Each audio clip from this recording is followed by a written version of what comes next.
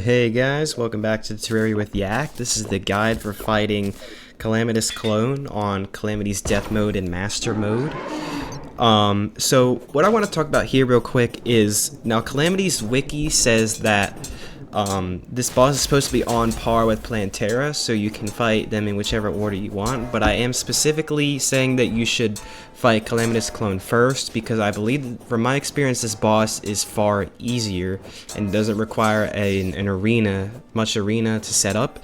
So yeah, that's about it. To start off, once you fight this boss, if you've been following the guides, you should have the post Mech Boss 3 gear, which you probably was Skeletron Prime that you just beat before this.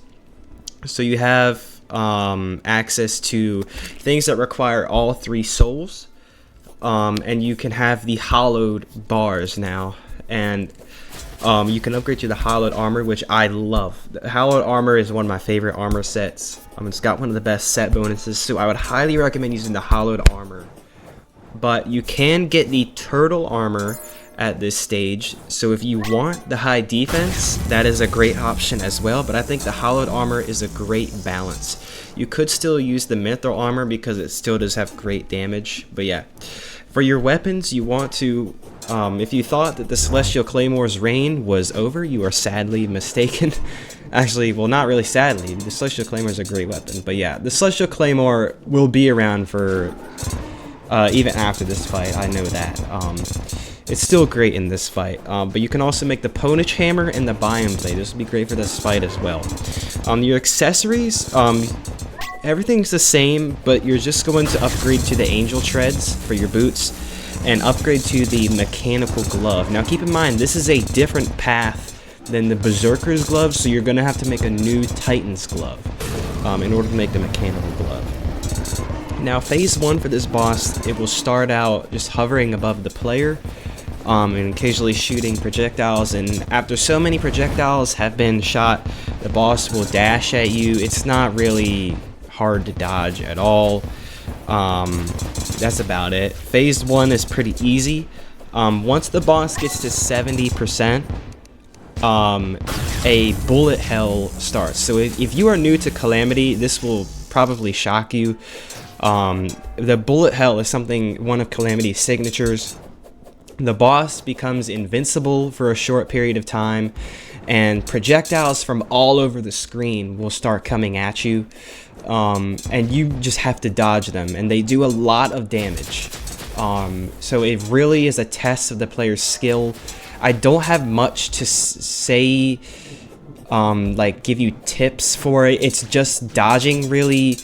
The only tip I can say is do not move a lot, because it can be easy to panic, and what happens is if you move farther away from where the projectiles spawn at, or the center from where the bullet hell starts, the projectiles actually move faster and they can become almost impossible to dodge. So try not to panic is what I'm really trying to say.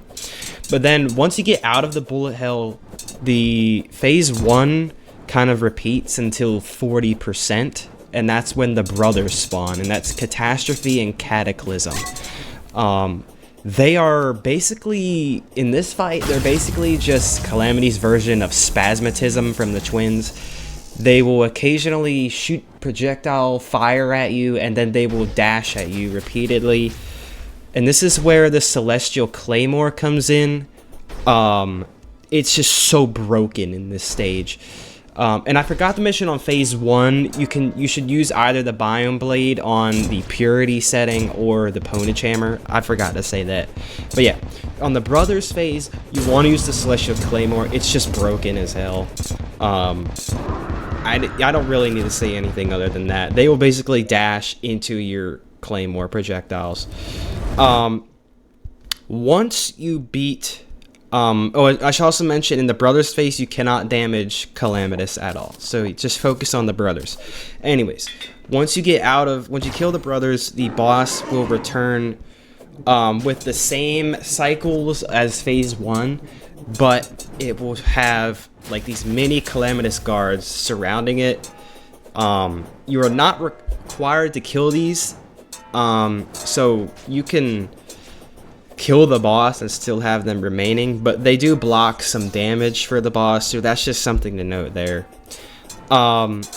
And something added in this phase is that every time the boss dashes, it will leave behind brimstone fire, which deals a lot of damage if you come into contact with that, so just be wary of that. And the next thing that happens is that 10% life remaining is the next and final bullet hell. This one is significantly harder because you're not just getting the projectiles that spawn on the sides, but you're also getting these projectiles that the boss shoots out from the sprite, and then they basically explode into more. I'm probably explaining that really badly, but that's the best way I can explain it, really. And they deal a lot of damage, okay? And then once you get out of that bullet hell, remember you can't damage the boss in the bullet hell. Once you get out of that, the boss will constantly dash at you. Kind of like if you've ever fought Duke Fishron and gotten to the phase 3 and that, it just constantly dashes at you. And it will leave behind that brimstone fire I talked about. So you kind of want to get in this this movement pattern where you want to get the boss to just keep dashing above and below you, and you'll never get hit by the fire. Try not to dash in circles because you will hit that fire and it just does so much damage, and then the boss will end up hitting you. You know, you don't want that to happen. So just try to get it into a cycle, all right? But anyways, that's it for this video. Thank you guys for watching. Have a wonderful day.